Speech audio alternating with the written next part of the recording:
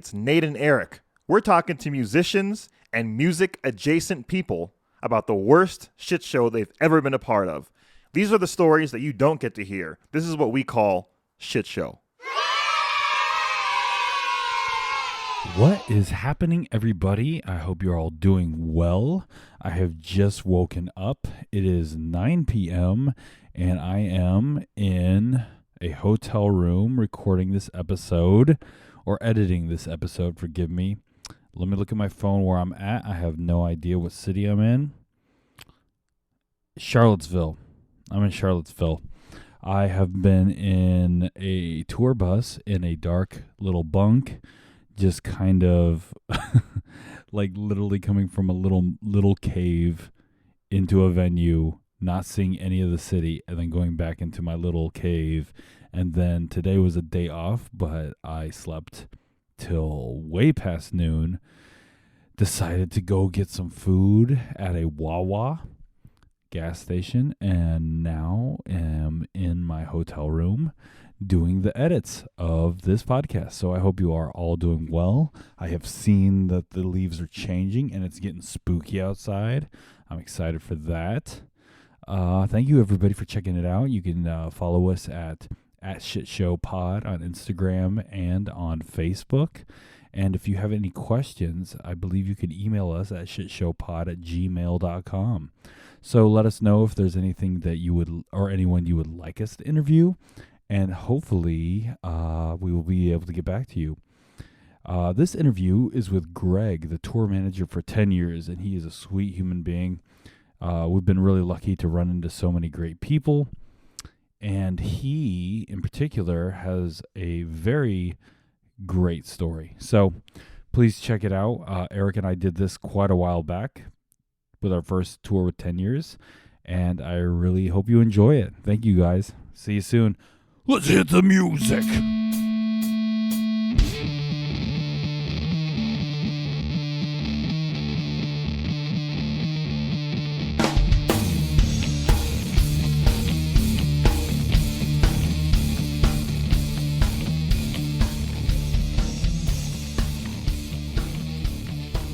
We're here right now with Greg Krueger, tour manager extraordinaire. We are in Hopewell, Virginia. Is that correct? Yes, sir. Yes, sir. And what's the name of this club? The Beacon. Beacon Theater. Beacon Theater. Yeah. It's one of the beautiful, best venues I've been in a long time. This theater was established in 1928 as a vaudeville theater. Whoa. It then became a movie theater, and then it closed down and was abandoned for 30 years, and somebody with some deep pockets apparently picked it up and refurbished it, and it's amazing. Yeah. It's really awesome. Will you tell us one time bands you've worked with in the past? Just kind of give everyone an understanding of where you came from, what you've been doing. Let's see. I'm with 10 years right now. I started in 2005 with 10 years before they even had an album out, and I was their guitar tech, their tour manager, brought them up to a point where their album came out and their single was starting to hit, and he handed it over to me because he saw the writing on the wall where it was going, and didn't sign up for that. I myself had no idea what I was doing. Right. When I first got hired. I didn't even know what backline was. I had to Google it. Trial by fire. Jeez, yeah. So I got thrown into the mix. Before I knew it, the band was had a #1 single, active alternative rock radio, 11 weeks straight, and boom. Jeez. And then I moved on. I worked for Nonpoint for a period. Skindred, band from UK, awesome reggae rock, they call themselves. And I worked for We Came as Romans for several years as a stage manager, guitar tech. Awesome. I worked for Breaking Benjamin as a guitar tech on their more recent resurgence. That's a gig right there, man. Yeah, that was something else. And back with the 10 Years boys again. Hell yeah, that's Full circle. That's how we get to meet you. Yeah, full circle. So let's just cut to it. What is one of the worst shit shows you ever had to be part of? Knowing what you've done and the people you've worked with, I'm stoked to hear stories for days. Yeah. Well, I think we'll just go back to the early days with 10 Years. And one particular show stands out, and we were reminiscing about it earlier on this run, which the first show on this run started in Johnson City, Tennessee, at a little club called Capone's. Back then, it was not called Capone's. I can't remember what the name was, but we came into Johnson City with a #1 single. Band's from Knoxville, so Johnson City's like an hour and a half, 2-hour drive from there. So it's virtually like a hometown. Right. That's what the guys were saying. It's like basically base #2. Yeah. And so the show was sold out before we even rolled in. I think that it was like it sold out at like 600 people. So we pull up to this supposed venue, which actually was a abandoned restaurant. Oh my! So wait, it wasn't Capone's. It was not Capone's. It was not the club formerly. Before that, it was some alternate location because Capone's cap is they're going with 450. But if you ever been there, that's a stretch of the imagination. yeah. They count both sides. I mean, the bar side, which has no visual of the stage, and then they count the other side. Yeah, so whoever's listening, it's split in half. There's a bar, then you go into another room, which is the venue. Cool room. It's a great place. Cool room. Always good shows there.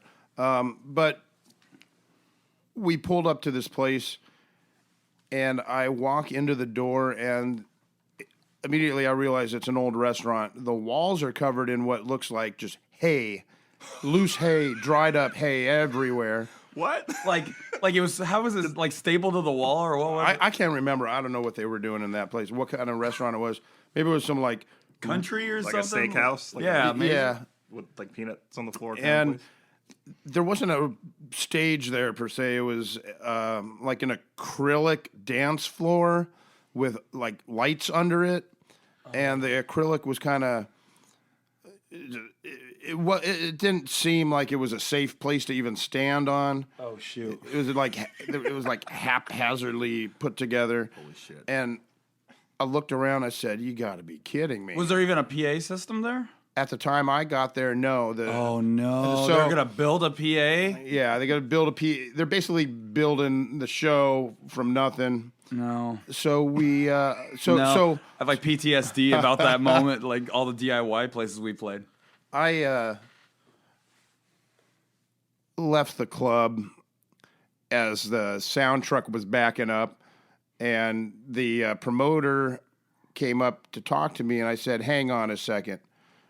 And he's just like, "What's going on?" I was like, "We're not playing here tonight. This is like fire hazard, safety hazard, you name it. All the alarms were going off. All the boxes were being checked.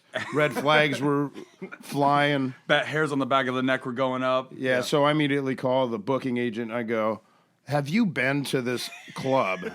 He says, "No. It's a new place we're trying out." "Why?" I go, It's not a place. "Yeah, it's not a place. It doesn't exist. It's not a place for a club." He's like, well, the promoter assured me it would be great for the show. And I said, "Have you been here?" Right. Yeah. "No." "Well, I have. I just walked out of it." And I described the place to him, and he said, "Oh, that doesn't sound like what they sold me on." I said, "Well, here's the deal. I don't care that the show's sold out. I mean, I'm happy the show's sold out, obviously, but safety first, especially for the band, but also, more importantly, for the people coming to see the show. And also want them to have a good show all around." Right. And it was like fire hazard and everything. It's just It terrible. was just a nightmare scenario. So I knew that club, which I mentioned earlier, which is now called Capone's, was just across town. I said, "Well, what about that place?" And so he put the wheels in motion, and we ended up booking that club, rolled across town, loaded same day. in. The agent did. Yeah, right? the agent. Not the promoter. So the No. promoter is probably doesn't know what's going on at this point, right? Well, I told him there's no way we're playing Okay. here. Oh, I'm on the phone with the booking agent, and we're going to figure something out. Oh shit. So we move over there. Well, wait, was the the promoter? Oh, Promoter was like, whatever we need to do, because he didn't want to lose the show. Right. So Okay. we roll over there, load in, get all set up, sound check, whatnot. We open doors. I think 2 bands had played. There's probably a 4-band bill, as is typical. And at some point during the second band, the police and the fire department show up. And they close down the show. They say this show is sold over capacity. There's no way all these people can get in here. And they just closed the doors down, shut the show down, stopped the band playing. Oh, no. The second band at this point.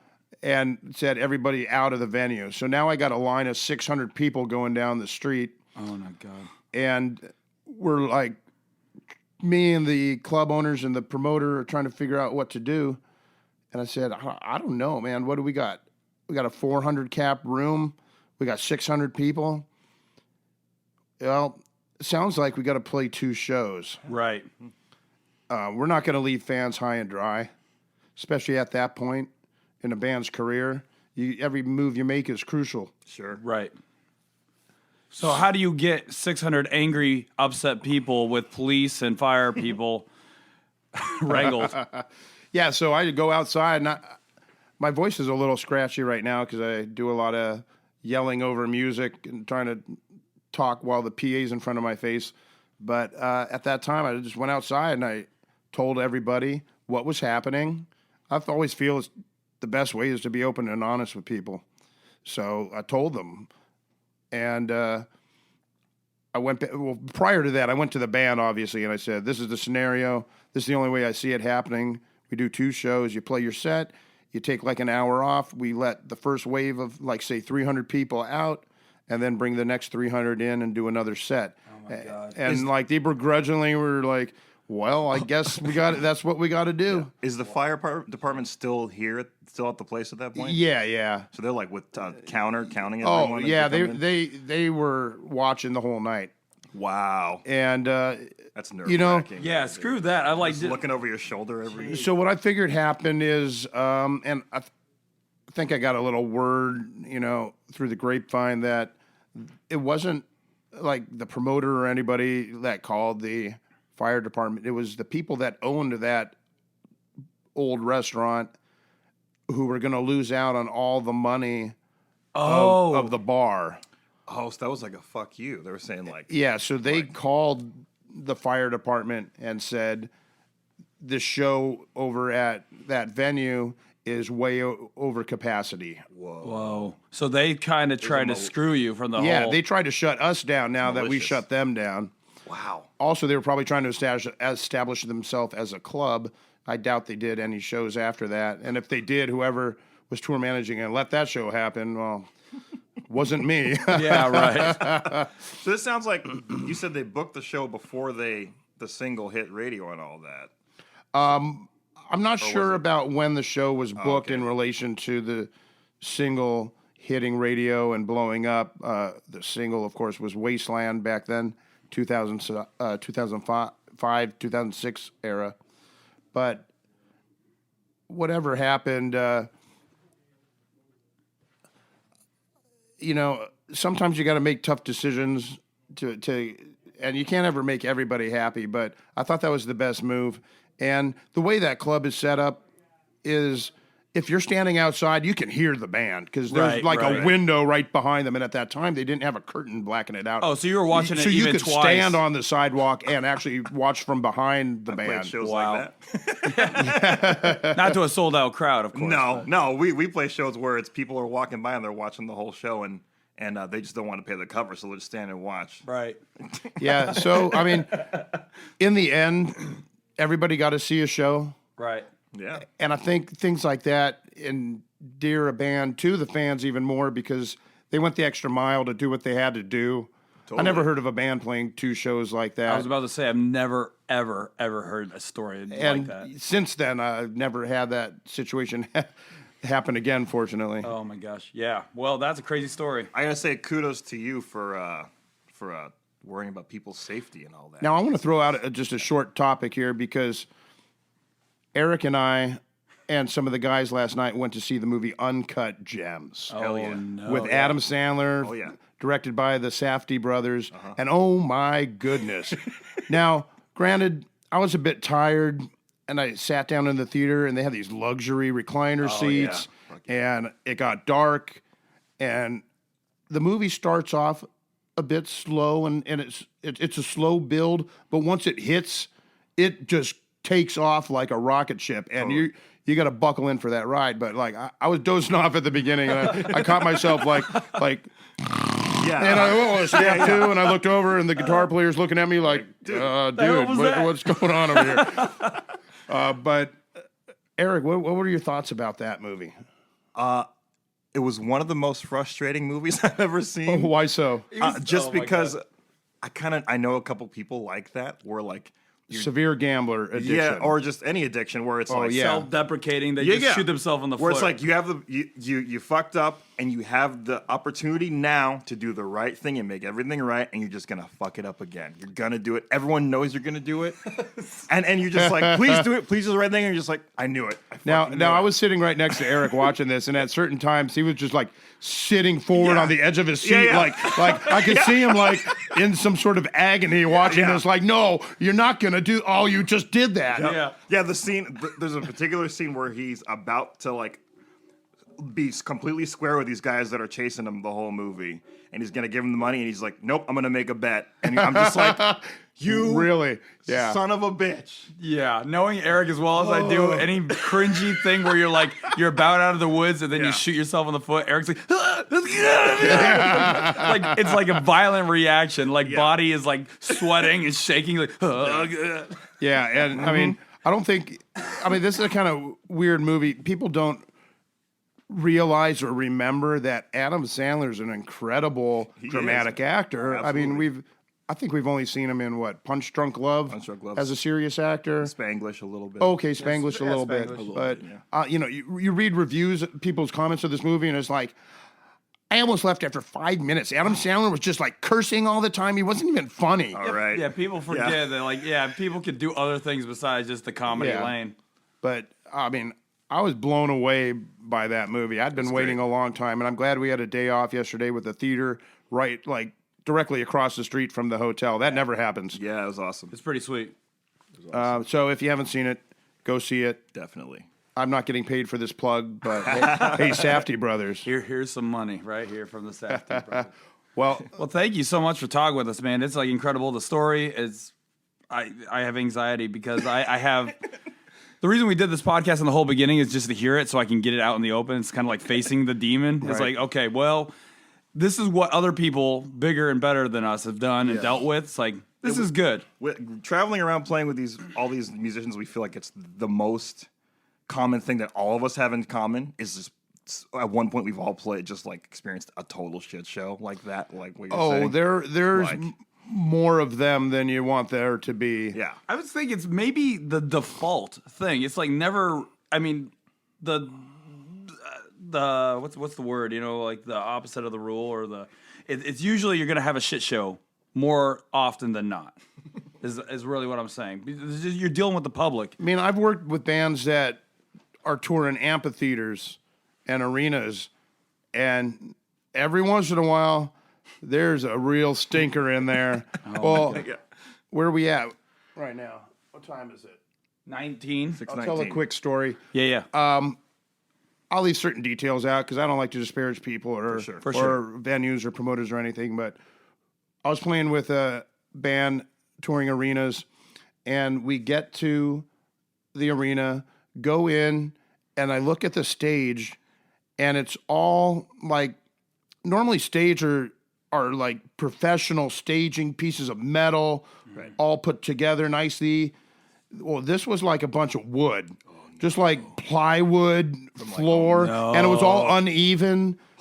Very much like the acrylic dance floor at the former restaurant. It's an arena? An arena level show. And that's what they had as a floor. And so the tour manager was like, I'm not letting anyone on that stage until you rebuild it. So they had to go out and buy tons of plywood and rebuild it. And I'm looking underneath the stage at how they're like propping up the center parts. And there's cinder blocks stacked up like a dozen high. Oh, those aren't going to fall over. Never, ever. Yeah. And this is not the only occasion that almost that exact situation has happened. It happened at an outdoor amphitheater as well, where they were rebuilding the stage during the middle of the day, and we're just waiting there for a stage to be safe enough to walk out on. Oh my God. It's crazy that a place like that can get away with that. Like, you got OSHA, you got like all these unions and stuff. Like, I mean, how can someone you gets just, hurt. Like, what's your liability? It's like I mean, a lot of people are like venues have to pull a couple $1 million. I understand Joe Blow's bar, but There's certain arena, states man. in the country that I believe don't have any laws. Oh, really? About safety or health. Interesting. Then you get those scenarios where like everyone went to the NASCAR race and the stadium or the stands fell and killed like 12 right. people. I mean, Exactly. you gotta. That's crazy. Yeah, that's not okay. And as a tour manager, that's part of your responsibility is to make sure everybody's safe and, can have a good show without worrying about something happening. If you see something that's wrong or that raises those red flags, you have to address it immediately or else it'll just continue. And Right. probably worse situations where they use that stage and they, they're like, oh, well, this band played on it. It was fine for them. It was like, Right. well, Yeah, that's not we're the not that standard. bad. Sorry. Yeah. That's why there's standards and regulations and all that for that. yeah, this business is very interesting because there is no guidebook on how to do any particular job in here. Some are more cut and dry as far as what you do on the teching side, but certain things, tour managing stuff, a lot of it is just day by day, dealing with what is thrown at you and trying to figure out how to problem solve and deal with people in a way that makes, you're never going to make everyone happy, but at least makes everybody's purpose there complete, if that makes sense. Right. Yeah, absolutely. Yeah, it's a lot of rolling with the punches. It feels like, Yeah. Like I make schedules and change the and schedule. then immediately get to the venue and change the schedule. Right. So, sometimes you wonder why you even do all that advance work. But without the advance work, you wouldn't have a starting point off to be able to have leeway to bump up doors or push doors back or whatever. But Yeah, that's cool. That's fucking great. Makes a lot of sense. Yeah. well, you guys go on early tonight. Yeah, we got to yeah. get going here. And I have to go stare at a screen in my office for a while. Well, thanks for having us. All right. Wait, we're thankful for having you. Yeah, I'm glad you could do my podcast tonight. Jesus. Wow. You can tell we're burnt out, maybe? Yeah. I don't know. My brain. Well, being on tour, we say thanks for having us about 10,000 times just to people and to the Yeah. crowd and all that. It's just like a catch-all phrase. Yeah. So. Well, thank you for Yeah. letting us interview you. Yeah, thank you. As for they being say in the UK, good on ya. here. Good on you. Yeah, that's good. Thanks a lot, Greg. All right, there you go. That was awesome with Greg. I love him, and I love the guys in 10 years and how cool they were to be able to go and play the double shows. Super cool. There are so many bad venues out there, and it's incredible that even at their level with a big hit, they are not immune to that. So let that be a lesson to everybody. Thanks again, everybody, for checking us out. Please follow us on Instagram at ShitShowPod and our Facebook at ShitShowPod there. And if you have anything that you want to tell us or if you have any bands you would like to suggest for us to talk to, please email us at shitshowpod@gmail.com. I'm going to go back into the bus because we're about ready to head out from 2 a.m. to 7 a.m. We are going somewhere. All right. Well, thanks, guys. Take care. Talk to you soon.